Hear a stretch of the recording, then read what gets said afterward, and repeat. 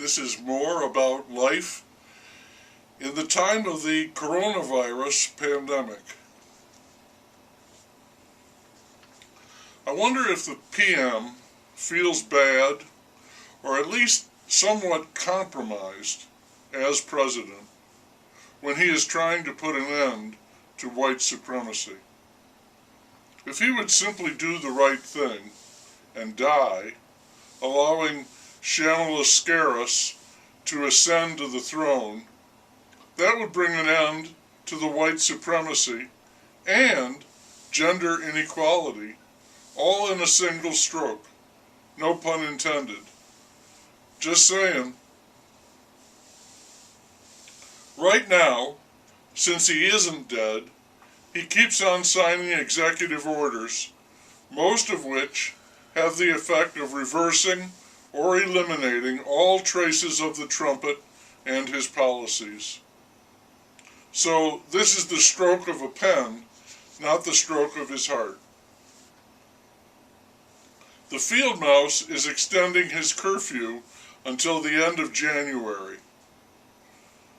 The word I'm hearing is that he's going to make it permanent, and with it, he will begin to mandate lights out and bedtime as well. Fancy Bulldozy said she is still very upset about the rampage, what it did to her and her staff, especially in terms of what she called emotional damage. I guess what she is saying is that they are all suffering from post-traumatic stress disorder. They should sue the government for failure to protect.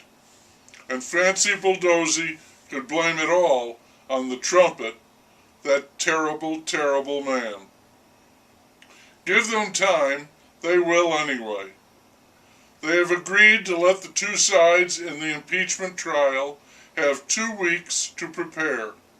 The PM says that it is a purely legislative matter, and he will have nothing to do with it. There is a sort of running battle now between vaccine delivery, awkward and slow, and variants of the virus popping up all over the world.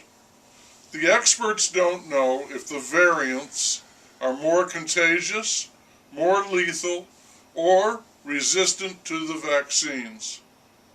So, while measures for a recovery are being made, the amount of uncertainty over the situation remains huge and very daunting.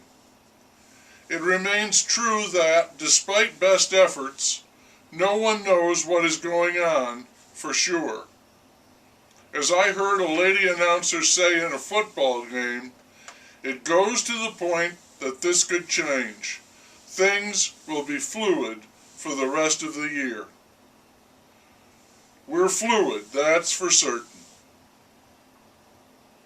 Many of the protesters arrested after the rampage have now retained lawyers, and they are singing a different tune.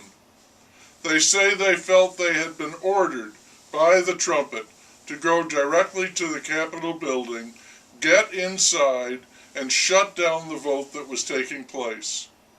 And now, having done that, they say they feel betrayed by the trumpet, that terrible, terrible man.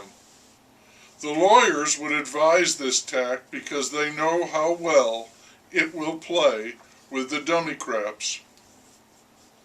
The trumpet, that terrible, terrible man, picked on just about everyone during his time in Washington.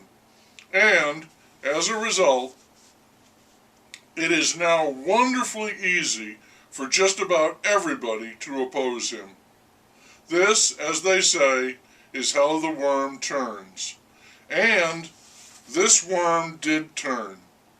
Reports say that when the trumpet and his party left Washington, all in black, it was like a funeral procession, and many of them were in tears.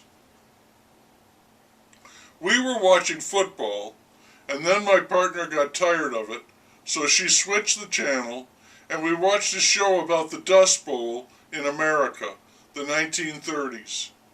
It was terrible, all right.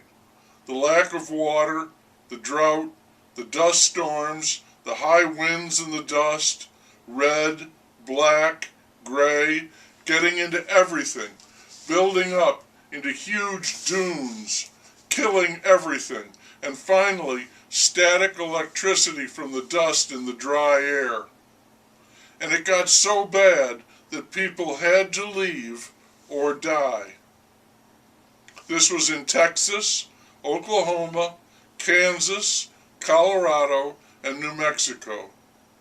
And when it started, the people thought, okay, this is bad, but hey, it will stop when it rains. But it didn't rain. Not for days, not for weeks, months, years. And I began to think as I watched this horror story, for it was nothing less than that, what we have now with the coronavirus pandemic, it's not good, but what if it doesn't go away? What if the variants persist, become more lethal, and it sticks around for years? What then? It seems to me to be a very real possibility.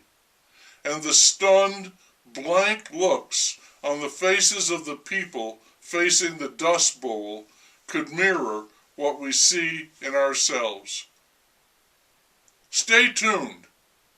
The situation is fluid.